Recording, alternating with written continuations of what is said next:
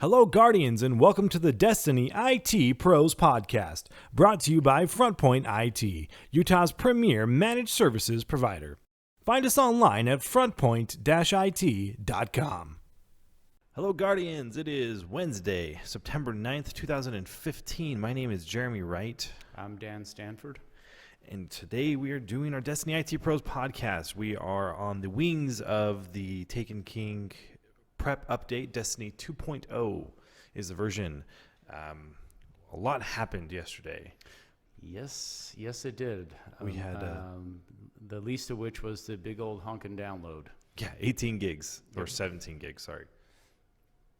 I wonder how many of you guys out there got stuck on that for quite a while in the evening. I think my home machine took a good 2 hours or so. I did notice that PlayStation was having a harder time than Xbox. So multiple people that I talked to on PlayStation were having trouble getting the download in a fast period of time. But when we did the downloads on our Xboxes, they were about 45 minutes, I think, was about. Anyways, cool. They warned us about that, though. We knew that was coming. And then with everybody trying to access it at the same time, it makes perfect sense that it took forever for it to go down. So that's cool. But let's talk about the changes that came in Destiny 2.0. If anybody really cares, do you have the weekly? Nightfall Strike is Fogoth. Weekly is Omnigul. Fogoth has got Solar and Void Burn on it, so Fogoth will mess you up. That's it. The Alkalites shoot Void. Yeah, they're not too bad. Yeah, I mean, you can take them down pretty quick, but you got to be careful. So I did the Nightfall after the update. That was our test, was to see how the Nightfall would go, see if I could solo it. I ran it last night also. I soloed it too. Yeah. The thing that really blew my mind when I was doing the Nightfall last night, I was using that terrible auto rifle that you get from Volta Glass. It does the Void. Atheon's Epilogue.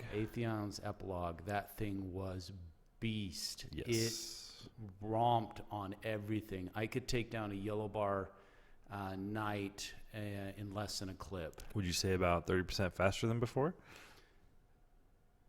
Or more. I mean, the Alkalites. I mean, I could basically just like spray and play with that auto rifle, and you just tag it out an Alkalite, and he was gone. I mean, it was ridiculous. That gun was so much fun last night. It was a completely different weapon, night and day. I broke out the Mythoclast, tried that, the solar burn and all that sort of stuff. I got real tired of that real fast and went right back to the Atheon's Epilogue. It was pretty awesome. Gallahorn was still effective. Yes. I could tell it was not as powerful, but that's okay. I was still able to wipe out those wizards with one round, so I was happy with that. Cool. But our new leveling system is in place now. So the level cap is 34, and then on the 15th, it's going to be up to 40 for those who have purchased the Taken King. Yes, and I was quite surprised by that. I thought we were going to be able to get a head start and start leveling up right now before the Taken King. I did as well.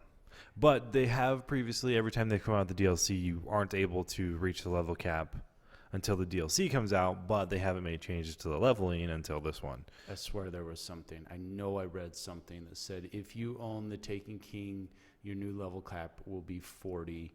And I guess either I misread it or basically they didn't include when that would occur. Right. And so at the moment, as of yesterday, everybody, regardless of what DLCs you own, your level cap is 34, and you can get there via experience. Correct. And then on the 15th, 6 days from now, then if you own the Taken King, your new level cap is 40. Correct.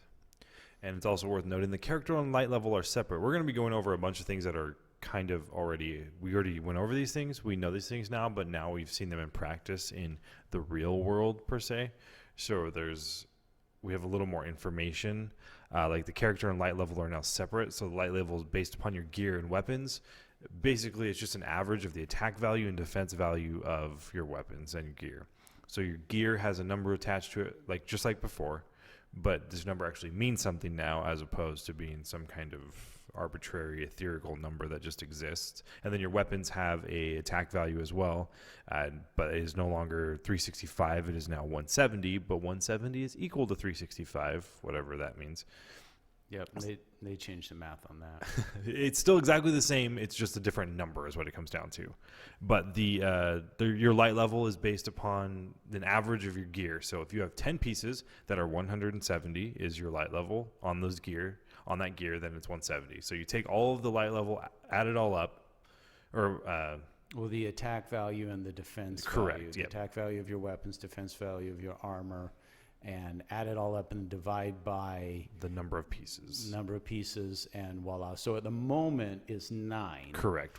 Because the 10th one is the artifact, which we don't have access to. It's locked out. Yes. And I assume there would be some quest or something to unlock that. Well, that'll be, I'm assuming Taken King obviously will be when you're able to do that. It's worth noting that the Nightfall and the Weekly were both light level 160 recommended, if you caught that. I didn't. I was able to beat it with a 145 character. I did it twice yesterday. I did it with my Warlock, who wasn't completely leveled. She was at 33. And by the end of the Nightfall, she was 34. And then when I was doing it with a friend of mine, he was at 32 when we started. And we did the Weekly and then the Nightfall, and he was 34 by the end of the two, for a comparison of how quickly the experience will build up. Okay. So I don't think we're going to have trouble getting to 40. The thing that the light level, I mean, and it is very dynamic, your light level. If you take an older piece of gear, a weapon or something like that, and swap to it, your light level is immediately affected by it. I mean, it drops. It's basically exactly how the light levels worked before, just a little bit more straightforward. Yeah, you can easily tell where you'll be. I mean, you can sit there and do the math and figure it out yourself and know exactly where you're going to be, which I like being able to see that. And knowing, I mean, if you just look at a gun and you're like, oh, or a piece of gear and it has a lower defense value than the one before, you know your light level is going to go down. But it doesn't change, like, your level of your character is what I like. I hated when I would switch to a piece of gear that I was working on leveling up. I'm like, oh, now I'm a 33 instead of a 34. Now if I do something, it's going to be difficult, more difficult. However, that has changed. So your character level, that one seems a little bit odd. So let me read explicitly here from Bungie. Weapon damage is heavily weighed by both your light score and your attack value of the weapon. And your ability damage is directly computed from your light score, and your player health is directly computed from your light score. So what that means is the amount of damage you can put out against bad guys is off of your light level, not your character level anymore. Yes. But I'm saying going from like 190 to 189 isn't going to be as drastic of a change as, say, going from 34 to 33. Correct. Yeah, I found that there was a shotgun I wanted to use last night that was void, and it had a 160 attack value on it. So I equipped that, and my light level dropped like 2 points. So I was like 168 instead of 170. Not a huge deal. So it is a little bit more tolerant there, but it's going to take a little bit of getting used to, because your character level determined how much damage you did against bad guys. Now that doesn't matter. It is up to your light level. So what I find interesting with that is kind of right back to the same thing. You know, your character level, it was just a race to the top on the character level just so you can unlock the gear. Which I think is exactly where we're at now. You know, everybody just wants to get up to 40 so they can start getting the exotic year 2 gear and weapons and all that sort of stuff. But it's still all about your light level, how hard you actually hit the bad guys and how much damage you can do with your abilities and stuff like that. And I assume, and I don't have any proof on this necessarily, but I assume it is the same with the bad guys back on you. whether the bad guys get a bonus, if you're a lower light level and stuff like that, just like before when it was character level. Yeah, I think the difference would be now. So prior to this, you would be stuck at like a 33, you'd be stuck at a 30 trying to find gear to get you to 32. So now you're going to have the satisfaction of reaching the experience point cap, and then you're just going to be finding gear to continue to increase your power until you're able to get to whatever light level you're looking for to be able to finish whatever encounter you're trying to do, which is fine. But let's run through kind of like the itemized list that they gave here.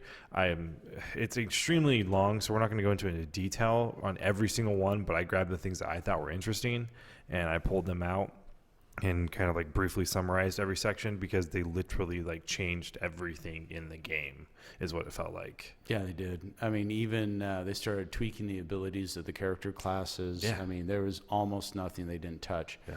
And, when we fired up the game yesterday together here at the office and, saw the new update and stuff like that. And those of you who are watching the podcast, you can see behind us, you can see the new title screen to Destiny. I mean, yet the patch level is 2. They could just simply call it Destiny 2. Yeah, this is a whole new game. Yeah, top to bottom. And real quick before we start going into those details, other thoughts on the Nightfall. Shotguns have been nerfed pretty badly. Yeah, I've got the numbers on it here. They, I noticed, something that might take 2 rounds before now takes about 4. Yeah, like 45%. Yeah. So, all right, fine. Go ahead, go over the weapons. I'm just saying it is, when we talk about these percentages and stuff like that. Oh, yeah, we felt it. Oh, you really feel it. And in particular, it was the shotguns. Doing the Nightfall, doing Fogoth and having those knights rush you with the swords and that. And then all of a sudden, it's taking a good 4 rounds, sometimes 5 rounds if you clip them, to drop the guy was a little, it took some getting used to. Yeah, after I read through this, I was like, oh, that makes sense. Oh, that makes sense. Oh, that makes sense. So let's run through it really quick. Orb generation is now capped at 8 orbs for some reason. That seems really unnecessary. I mean, it takes not a lot of work to get to 8 orbs, but I don't know if I've ever seen 8 orbs drop at once. You can do it. If you try. Well, there's special gear you can get, obviously, that makes you generate more orbs. Okay. So, but they capped it at 8. That seems really stupid. If we can generate them, let's go. Titan ground attacks will no longer penetrate the Ward of Dawn. So using Fist of Havoc or any other line attack that crosses across the ground will no longer penetrate the shield and crucible, really. So if anybody cares, that is what it is.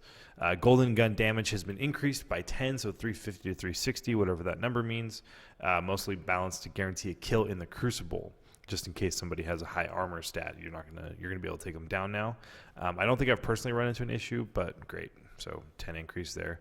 Arcblade has been buffed to increase orb generation when wearing proper gear. That's a good one because Arcblade has been known for not dropping as many orbs as the other classes. Blink has been nerfed to be activated less quickly.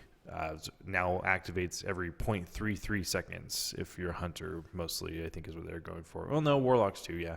Same Warlocks, kind of thing. yeah.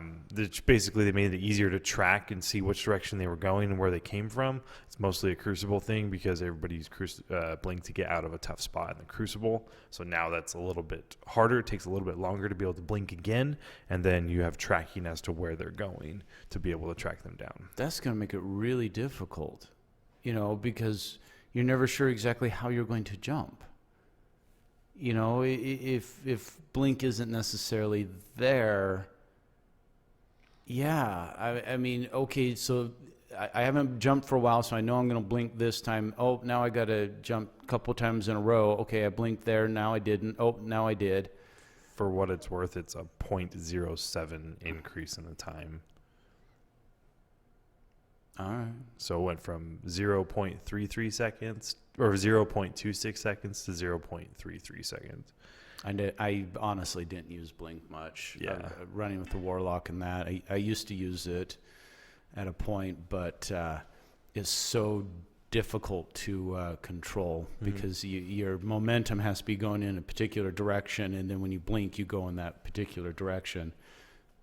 Hence why it's so effective in the Crucible. If you're good at it, you can really use it to your advantage. Yeah, but when you're running away from, some bad guy in a panic, blink is quite frustrating. Yeah. So they make that less effective. Blink Strike, if you're a hunter, will now cause arc damage, which seems like a welcome change because all the other classes get melees that are elemental. So the Gunslinger Hunter still don't have one, though, unless you have the throwing knife set to burn, which I've never used that because the stat tree on that's not the best one on there. So anyways, Blink Strike now causes arc damage, which is great, but they heavily nerfed the grenades for Blade Dancer Hunters. So they reduced the tracking on the flux grenades, decreased the damage of arc bolt grenades by 25%, and the range of the arc bolt has been reduced by 11%. They were pretty good grenades prior, but I guess now they're not as good. Then Warlocks, the armor bonus on the strength of the ram has been reduced by 2. That's really strange that they would specify that. I'm guessing there must have been issues with that. And Sunsingers will no longer receive a free orb when they self-res, if that ever occurred for you. I do not think I ever saw that. I think it was more of a glitch type thing. And then the other thing, when you use Radiance, it will not just simply drop orbs. You have to use Radiance to actually kill things with. It's funny you mentioned the Ram helmet because I picked that up at the Nightfall last night, and I'm like, oh, cool. Well, we'll see. And now let's get into the weapons. This is where the majority of it is. So basically, I'm going to run through each particular type of weapon and what the buff is or decreases, and kind of go through there. So auto rifles is the first one. They're getting a net buff, so they have a base damage increase. The damage fall off is closer, so you have to use them at a closer range. And the base stability decrease, the exact words were it's harder to land precision shots consistently, and 30% buff in PvE encounters, so 30% is a pretty good number. My use last night with auto rifles, I didn't see any of the stability issues and the damage fall off. I was even picking guys off from ridiculous distances, thinking, I'm not even going to be able to hit this guy. And while I wasn't doing critical hits, I was able to hit him. I mean, we're talking like scout rifle distances, just dinking around. And sure enough, auto rifles are incredible right now. Yeah, I was using Abyss Defiant yesterday in the Nightfall, and it was a unleveled Abyss Defiant at that, and it was doing better than some of my other weapons were. Yeah. Pulse rifles are 2 to 3 bursts to kill in PvP depending on the armor stat. Increase in magazine size on all base stats. So this is another buff to pulse rifles after the previous one. So another 25% increase in PvE encounters.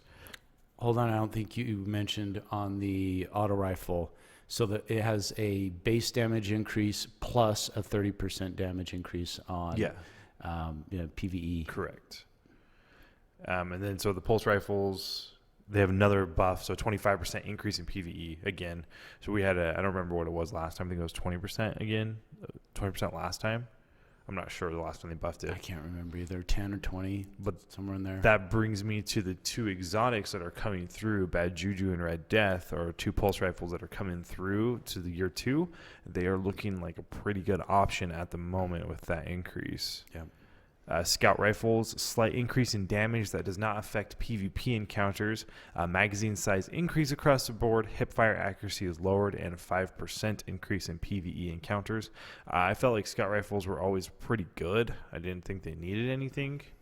Well, it's a pretty minor bump up. Yeah. White even got it agreed, but at least it wasn't nerfed. Yeah, so hand cannons are where one of our biggest nerfs are, sort of. It's a net nerf, so the damage fall-off has been increased to limit long-range lethality. ADS accuracy has been reduced, making long-range snap shooting less reliable, otherwise killing my entire playstyle. Magazine size has been reduced. For what it's worth, Fatebringer went from 13 in the magazine to 10, whatever that's worth. However, as far as its effectiveness went, it was still pretty effective when I was using it yesterday. I could tell a slight difference in the way it acted, but not enough to make me not want to use it. However, it's not going to be able to be leveled, therefore it's pointless anyways. But the big problem here is our shotguns. So this one has a lot that's going on here. The precision damage was reduced to 10% from 25% on the scale. So you had a 25% increase in damage if it was a precision shot prior. Now it's only 10% increase. And the PvE damage is reduced by 45%. So that's almost half, which I felt like you were saying. Yeah. It was, 4 shots when it used to be 2. Yeah. And that's how it was for me. I was trying to get 3 shots on a Hallowed Night with a burn, and it used to be 1. I used to be able to walk up to them, even with their arc shields, and blast them in the face, and they'd go down as long as I had a shotgun that was on a burn. I always felt cheap using a shotty because it was so effective, but it was a great tool. I mean, they gave us that tool, and they said, well, here, we're going to increase. I mean, they increased the damage by 200% prior. That's what it was. It was literally a 200% increase. I think it was 300. Yeah, it was huge. Either way, they were awesome. They were a great tool. And so I loved that. I loved using those shotguns and those oh crap moments when you really needed it. It was right there, and you could just, you got a captain bearing down on you. You just switch to that shotgun and problem solved. Yeah, I think the shotgun thing may come back to haunt them. I think they nerfed it too hard. As long as they give us something else. Yeah, perhaps. But I mean, I just need another tool. Just like you said, I mean, you get a Minotaur who's jumping forward on you, and all of a sudden is right there in your face. What are you going to do about that? Mm-hmm. I mean, you need something to hit that Minotaur really hard to get him out of there, or you're going to die. And same with the knights, the swords, and all that. They'll rush you, and I fear that they've nerfed it too hard. I mean, just like the knights, it took 4 rounds. It was possible, but boy, I took a lot of damage. And honestly, if 2 knights came at me, I knew I couldn't do it. Mm-hmm. I had to run away. I had to stretch them out, and then I could take one on, recover, and then take the second one on. Yeah, they're going to change our play style, which is fine, but they're kind of contradicting themselves in a lot of ways. Like I remember you were talking about how the Nightfall, now going forward, they want the Nightfall to be more of a, oh, look how cool I am. I can run out there and just wreck everything and not get kicked to orbit because we're playing it too conservatively. Oh, but you can't use a shotgun to get in their face anymore. So it took away a little bit of my power of feeling like I could own these enemies, no problem. Like I could just walk up to them and be this awesome legendary guardian and blast them in the face and they're dead. I don't have to worry about it. I felt like, oh no, run away. Like I can't use my shotgun anymore. Yeah, it felt like I was about 2 levels down. From say a week ago doing the Nightfall, it was markedly more difficult to do. But I guess we'll see what we get. Maybe we'll have some different things, and it will, what's the word I'm looking for? It will ease our fears, and maybe it'll be a little more fun. We'll see. It'll be. It's those close encounters. It's when those Minotaurs and those knights get right up in your face. What are you going to do? And what is Bungie's answer to that? I mean, you can melee them, but you're not going to drop it. Mm-hmm. You can start unloading a shotgun on it, I guess. Anyway, that's the question. We'll have to see. And Bungie may say, "Well, don't let it get up in your face." Well, tell that to that Minotaur who keeps teleporting on me. Yeah. And is just jumping across the screen. And, and when they stop, all you can basically see is their legs because they're right on top of you. I guess that's probably why they, increased auto rifles by 25%, and then they made it so that or auto rifles by 30%, and they made it so that they're not as long distance. They want us to use different tools. I guess we'll see. We'll see what we get. Agreed. I can't. I don't know. There's nothing I can do about it, so I guess we'll just have to keep complaining. Yeah. Well, and the auto rifle, like I said, it is awesome. Yeah, it was utterly awesome. That thing just cut through guys like nothing. So on to our sidearm class, the 2 of them that exist, I guess, or whatever. Reload increase in ammo reduced. Nobody cares. Rocket launchers, blast radius reduced slightly, which affects all rocket launchers. And then the grenade and horseshoe perks reduced slightly, if anybody cares. Machine guns, increased damage by 5% in PvE encounters. That's a welcome change, although I think it should have been more like 20%, but that's just me. Yeah, I think they're trying to nudge people toward machine guns on that, and unfortunately, just like you said, it's too little of a nudge. Yeah. My beef with machine guns is they take too long. You know? I personally like them, but, I mean, come on, Gallahorn, whatever. Yeah, I mean, you can jump up out of cover, launch a rocket, and be back under cover in, half a second. Versus a machine gun, you got to come out under cover, against that boss and unload for the next 2 or 3 seconds. Mm-hmm. You're dead. You're host. So, yeah, like you said, they needed to buff machine guns quite a bit more if they expect to change that particular play style of the little gophers popping up and shooting a rocket and then hiding again. Mm-hmm. I think our there it is. I think our auto rifles are probably more powerful than machine guns at the moment, but I guess we'll see. And then in general, they reduce the damage from weapon barrel upgrades. This is where I saw some of the most interesting things. So the year 1 perks. Yeah, that one kind of blew my mind. I wasn't expecting that. There was a lot of 50% and 100% reductions. Yeah, a lot of nerfing. I can't go through every one because there are 100 of them or so. So what exactly are you talking about, Jeremy, on the weapons? So the stat trees. Okay. So this is the year 1 perks. So when you go into your weapon and you choose between Field Scout and Perfect Balance, they nerfed those things by 50 to 100% on a lot of those. Some of them were less. But I was complaining yesterday. I was like, oh, they broke the game. My shotgun has less ammo now. It's because they nerfed Field Scout by 50%. The Field Scout specifically, they reduced 37% on the amount that you can carry. They reduced that, and then it doesn't apply to the magazine anymore. So my shotgun that went from having 7 in the magazine and 22 in reserve now has 4 in the magazine and 17 in reserve. And that's with Field Scout equipped. So I think I know they have new perks for year 2, so we'll see what they come with. What they're trying to do is they're trying to make you trade off one stat for another. They're trying to make you say, if I want good range, I'm going to have to eat it on stability. Or if I want really good stability, I'm going to have to eat it on impact or eat it on range. That's what they're trying to do, which is fine.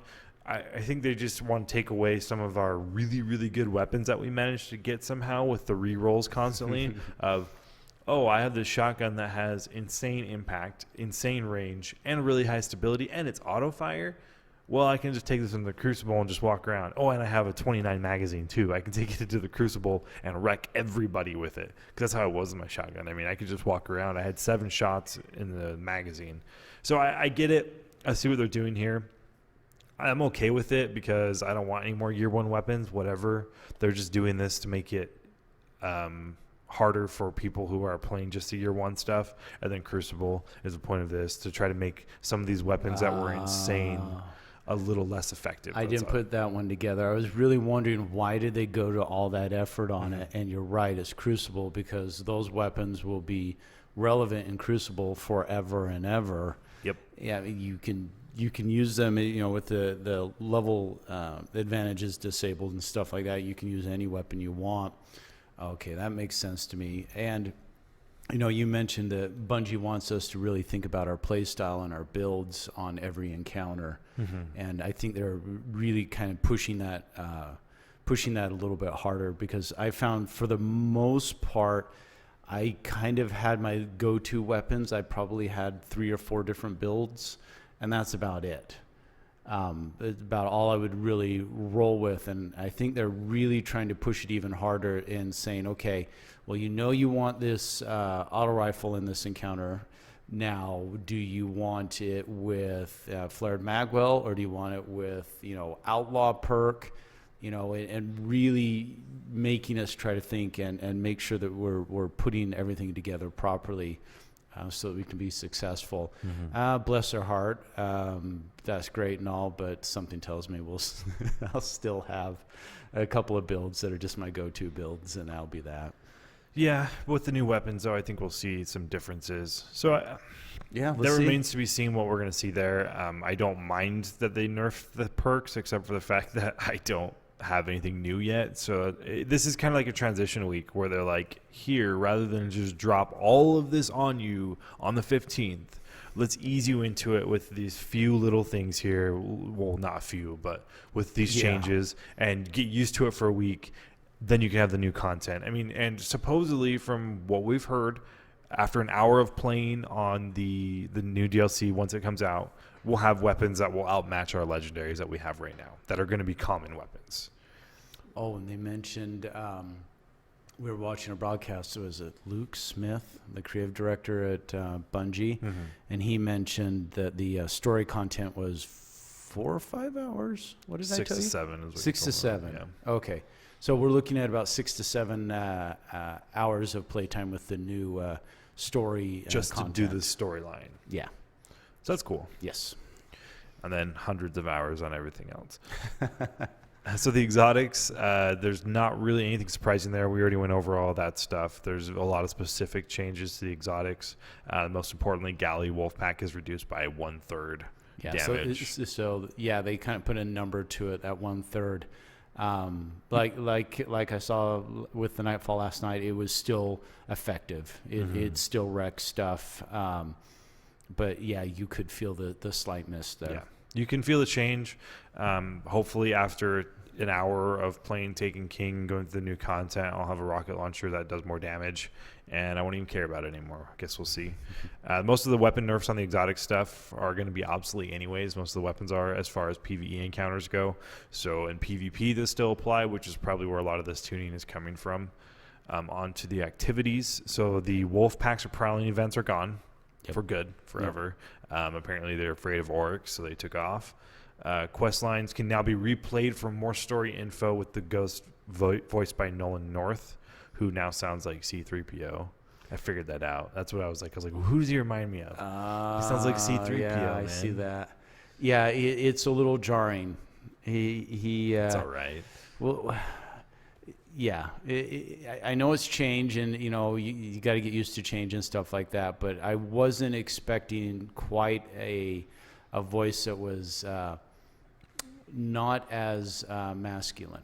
Yeah, I didn't think he was going to do it so... I didn't think he was going to take as much liberty with it, I guess. Like, actual do voice acting. Because Dinklage just kind of talked, which was fine. I mean, I guess we played the missions hundreds of times, so you're used to hearing the ghost, like, a cell from the prison of elders. Like, you're used to hearing that so many times the exact same way. And then when it comes back in a different way, you're like... What? Where am I? What happened? One of the lines that I would repeat that I remembered a lot was, Dinklage, it's in the walls. Yeah. And the big guy comes jumping out of the wall. I happened to come across that last night as I was going through the Cosmodrome. And Nolan North's version of it was, it's in the walls. And I'm like, what the heck was that? Yeah. Anyway, that one took me off guard, but anyway, it's changed. It's different. What are we gonna do? Doesn't really affect the gameplay that much, so whatever. No, it's cool as long as it's consistent. And Bungie came out and said the reason that he did it was because mostly availability reasons. Peter Dinklage is a movie star, therefore very busy, I'm sure, so it's hard to get a hold of him when you need him to, versus Nolan North. His job has always been doing voices in video games, therefore he's available pretty much all the time to do it, so that's why they went with it, which is fine. Onto the strikes. So players are now required to participate in boss fights to obtain end-of-activity loot, and this is a welcome change. Thank goodness. So if you are one of the people who likes to sit at the very beginning and wait for everybody else to finish strike for you, guess what? You just wasted your time. Or if you go into the boss room and just go find a little corner and hide, yeah. I wonder what their definition of participate is. I wonder if we just have to take a pot. I don't know. Anyways. I don't know. But the next part that you're about to read is what really caught my attention. This I was not expecting. Well, I think this is not what you're referring to, but bonus loot can now be gained by continuing to play strikes through the playlist without exiting to orbit. Yep, no, that wasn't what I was referring to. So if you are doing like a Vanguard Dragon playlist, if you continue to play multiple strikes without going to orbit, you are going to get bonus loot and Vanguard points because it's called a Vanguard streak. So that's cool because I like to do that. Yeah. So on to the Nightfall and the burns. Okay, yeah, it was burns. That's what I wanted to get to. Okay, go ahead. So previously, when there is a solar burn, any source of solar damage is increased by 3 times. Yep. So if you have a solar weapon, if you have a golden gun, if you have grenades that are solar, whatever it may be, your damage has been increased by 3 times. Unfortunately for you, if a bad guy has a solar weapon, i.e. a scorch cannon or a shrapnel launcher, your damage is increased by 3 times that you're taking. However, going forward, we're only going to do 2 times the damage. However, we still take 3 times the damage. Yes. Yeah. So we got nerfed on our burn damage. Elemental burn damage against the bad guys. So I guess Bungie got tired of us going in and taking out Valis to Arc in T-minus 5 to 10 seconds. I'm kind of mixed on that. It's risk and reward. I mean, it was high risk. I mean, you could just get wiped out in one hit, when you're playing with the burns. But yeah, you do hit quite a bit harder, and well, so be it. But just like the Nightfall that we both did last night, I mean, we were still very effective, and could still do quite a bit of damage versus the bad guys. So hey, BS. I guess you don't get kicked to orbit anymore, so not as big of a deal. No, you did. I got wiped. Well, I'm saying after taking King. Oh yeah. On the Nightfall right now, you still get kicked. But going forward, took me 2 tries. Basically, they're trying to make it so it's more of an activity that is difficult for the higher level Guardians. It's not going to be as simple as just walk. I mean, it's always had that little bit of risk, like you said, where it's a risk reward, where I can get wiped really fast. But at the same time, my gun does 3 times the damage, so one-shotting captains with a shield. Yeah, we'll see. I think they're a little bummed about Skolas because, when Skolas first came out, he was a rainbow burn, and guys were just mopping up Skolas left and right. And they took all the burns away on Skolas, which, really changed his gameplay. And my hunch is they still wanted that burn gameplay where it's, very very touchy. You could just get tagged and get wiped out, but they didn't want, say Skolas just getting completely obliterated. Yeah. Now, am I saying they're changing Skolas's battle? No. I'm just saying I think that was their vision and it didn't work out, and so now they're adjusting the burns so that hopefully going forward with other things that the burns will work more the way that they intended it. Sweet. And then our Prison of Elders, nothing crazy here, mostly bug fixes. No more Elder Cipher bounty. They'll just drop as loot. And then new quest lines have been added for each Year 1 subclass. So you can go back and do a quest line to learn more about your subclass and have some more of the lore and story involved in that, which is cool. Starting today, you are now able to start field testing weapons and earning rep with the Gunsmith, which we'll be doing later. Yes, that sounds like fun. I was curious. I went and checked last night, and I'm like, oh, he doesn't have anything going on. So it started today. So you can now go check out a weapon from Xander 99 and start messing around with it and get a reward for it. So that's high on my list to do today. It's actually a Banshee, not Xander. But is it? Yeah, Banshee. Xander 99 is a bounty dude. Oh, is it? I think so. Oh, it's the bounty vendor. Anyways, whatever. Oh, no, I'm looking at something different. Yes, you're right. It is the Banshee. What I did want to mention is Xander 99, the bounty guy, has refreshes daily now. Yes. He did not have refreshes daily before. It was more like every 4-ish days, 5 days. I think it was like, it was a longer time. Yeah. No, I was grinding bounties there for the last few weeks. And I would, go pick up the bounties and that, and it would be almost a week before he would get a new influx. So daily he's getting new bounties. So that is a welcome change. And then there's all the changes to the bounties that you can now hold 16 at a time. Yes. Yeah. Double. And you can also cash them in at your quest screen as opposed to having to actually go to the tower or go to the reef. You can just cash them in there in your quest screen, which is cool. Queen's Wrath, with the launch of the Taken King, Petra will have new bounties available in the reef upon completing a new quest. She has none right now. Yes. There will also still be treasure keys. The first time one is completed every week, same as it's been. And they also fixed where you would... My notes got jumbled here. Remember when you would level something up, but you check and there's no upgrade? Yes. They said they're fixing that. Yes, that got very annoying. And if you guys notice, you would get a little thing saying, "Oh, upgrade available on a weapon." You go to your character screen, and it's like, "Oh no, you're nowhere near unlocking that." And apparently, they fixed that bug. Yes. Also on the 15th, Roni 9940 will exchange old materials for new ones. So if you have a lot of Hadronic Essence, Plasteel Plating, or Sapphire Wire, you'll be able to exchange them for the armor materials, new material, come on the 15th. I was expecting that yesterday, but no. Right now, if you break down gear, it turns into armor materials. Correct. But if you have, 2,000 Sapphire Wire, you can't do anything with it until the 15th. So be aware of that. Eris and her quests. Yes. So Eris's reputation can now be earned by killing bosses on Crota's End raid. So what that means by bosses, I'm not entirely sure. I don't think that's necessarily exclusively referring to Crota.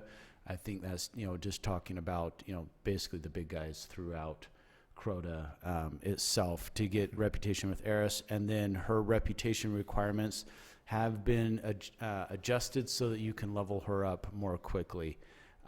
She was brutally difficult to level up, and basically so difficult that I wouldn't even try.